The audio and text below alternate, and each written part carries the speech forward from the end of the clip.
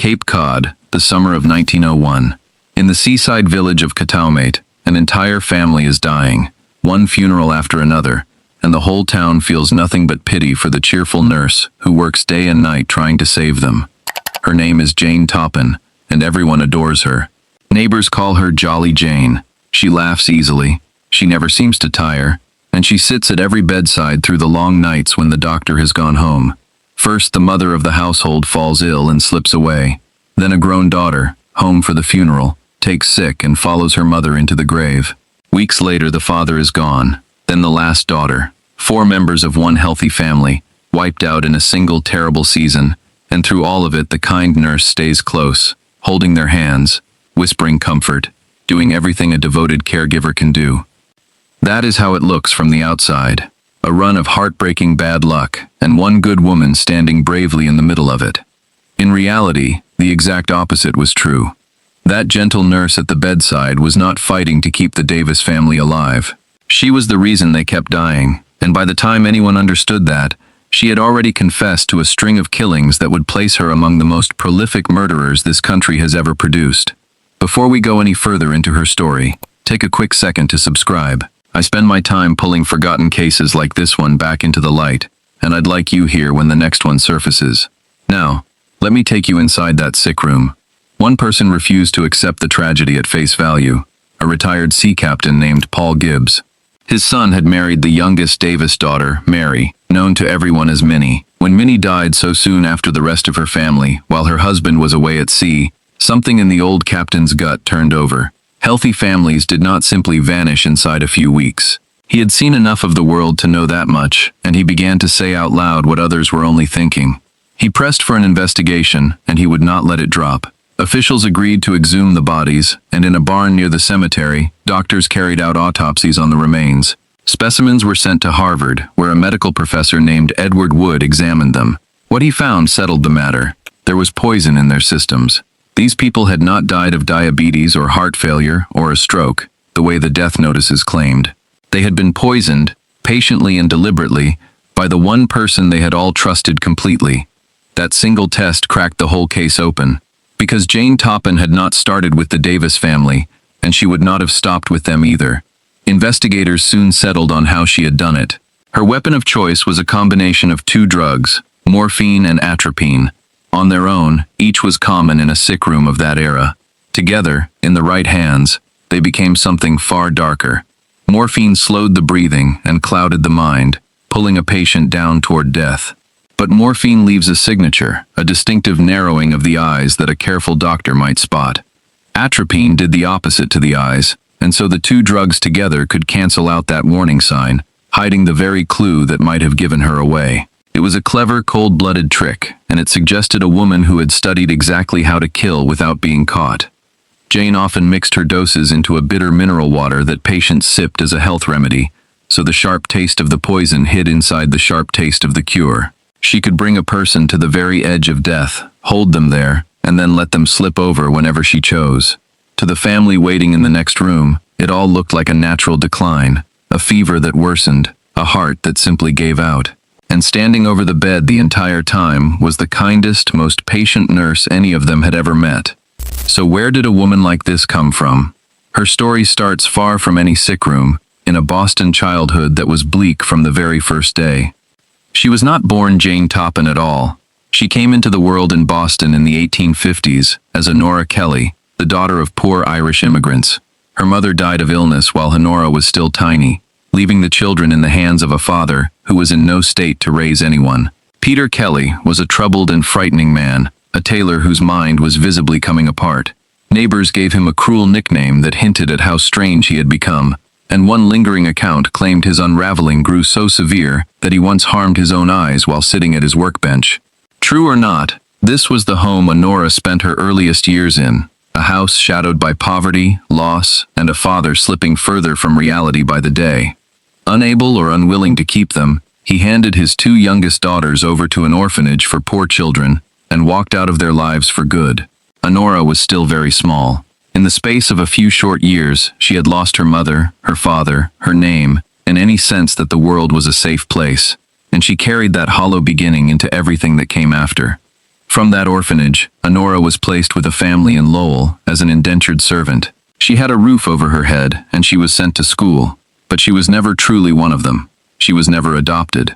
She grew close to the family's own daughter, Elizabeth, yet she always stood a step outside the circle, the Irish servant girl in a household that looked down on the Irish. To survive it, she buried who she was. She took the family's surname and became Jane Toppan, and she told people she was Italian rather than Irish, the first of what would become a lifetime of easy, fluent lies. A pattern was already forming in the girl. She was bright, quick, and charming when she wanted to be, and underneath the charm ran a streak of dishonesty and quiet cruelty that the people around her sensed but could never quite name. She stayed in that household into adulthood.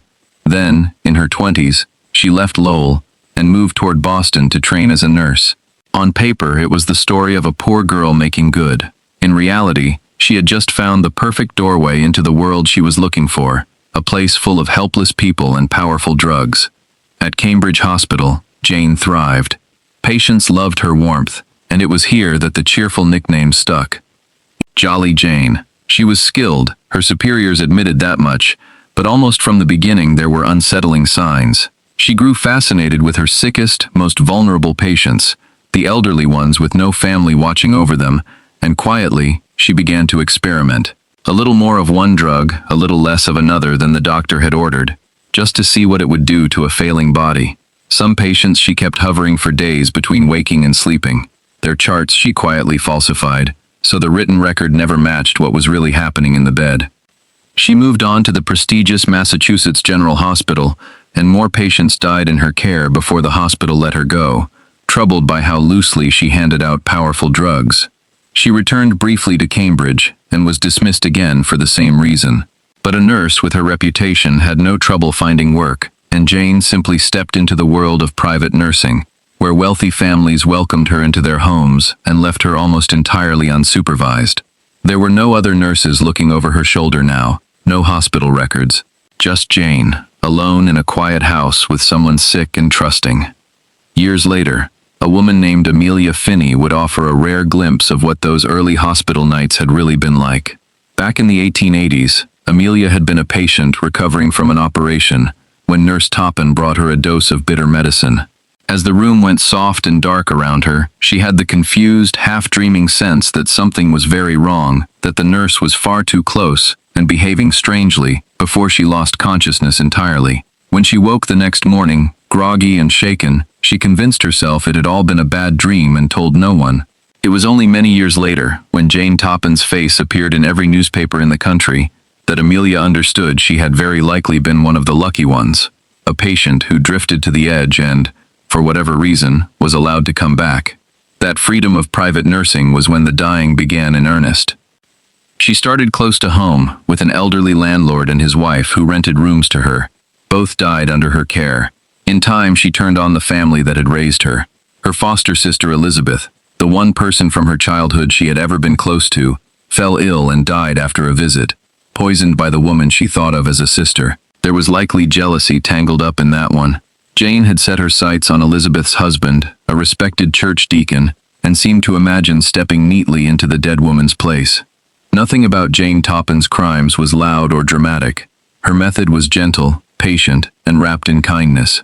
She was at her happiest in a sick room. She liked to be the one holding a dying person close at the very end, the last warm presence they ever felt.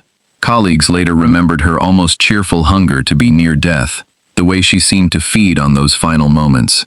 On at least one occasion, according to accounts from those years, she is said to have leaned toward a fellow attendant with a bright, casual smile and suggested they go watch a patient die together, as though it were a pleasant way to pass an evening.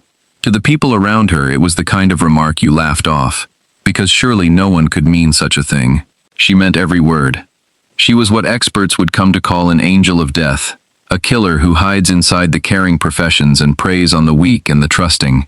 But greed and spite drove her too, and nowhere did all of it come together more plainly than with the Davis family. Jane had rented a summer cottage from the Davises and fallen behind on what she owed them, a debt of around $500. When the mother of the family, Mattie Davis, set out to collect that rent in person, she was determined enough to make the trip even after a fall left her shaken. She reached Jane, and she never made it home. Maddie collapsed while in Jane's care and died within days, tended the whole time by the very woman she had come to confront over money. Rather than raising suspicion, Jane's role as the grieving nurse only deepened. She accompanied the body back to Cataumet and settled in with the widowed father, Alden Davis, to care for him in his loss. One by one, the rest followed. A grown daughter, then Alden himself, then Minnie. And in the middle of that unbelievable run of deaths, a guest in the house overheard something chilling. Jane was quietly pressing the last surviving daughter to forgive the money she owed, tidying up her debt, even as the family fell apart around her. After the Davises, Jane went back to Lowell and moved in with her late foster sister's husband, the deacon she had her eye on. To make herself indispensable, she poisoned him too, then nursed him back to health so he would see how much he needed her. Around the same time, his sister died suddenly under that same roof.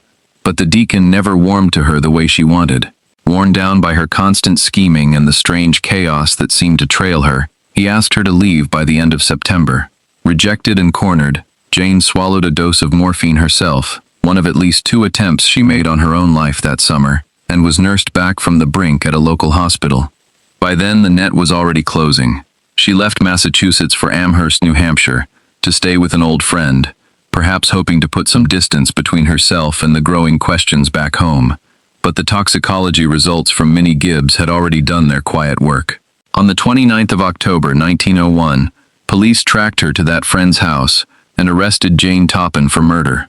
A friendly, tireless nurse the whole region had trusted, a woman that grateful families had welcomed to their bedsides for years, was finally sitting in a cell. She spent about 6 months in the Barnstable County Jail waiting for trial, and even there, people were struck by her strange good cheer. She had her low days, her bouts of worry and gloom, but mostly, she remained the jolly Jane everyone thought they knew. Meanwhile, the case against her kept growing. A druggist in Falmouth came forward and admitted he had sold morphine to Jane before the deaths. Her unpaid rent gave her a clear money motive, and the more investigators dug into her past, the more suspicious deaths they found trailing behind her, stretching back years and across every place she had ever worked. News of the case spread fast, and it soon became a national sensation. Newspapers across the country, the Boston Globe chief among them, followed every twist for their readers, stunned that a beloved nurse could be accused of such a thing. Ordinary readers could hardly square the cheerful woman in the courtroom sketches with the quiet crimes she was charged with. It only made the coverage hungrier. By the spring of 1902, doctors examined her mental state and declared her insane. In June, Jane confessed, not to 4 killings, not to a dozen, but to 31, beginning back in her early hospital days.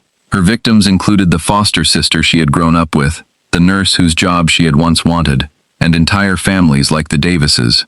Investigators even learned she had used poison for more than murder, once dosing a rival housekeeper just enough to make the woman seem unfit, so Jane could take her position, and dosing herself at times to win the sympathy of men she hoped to marry. When she was asked what drove her, she gave answers that shifted over time, but one thing never wavered.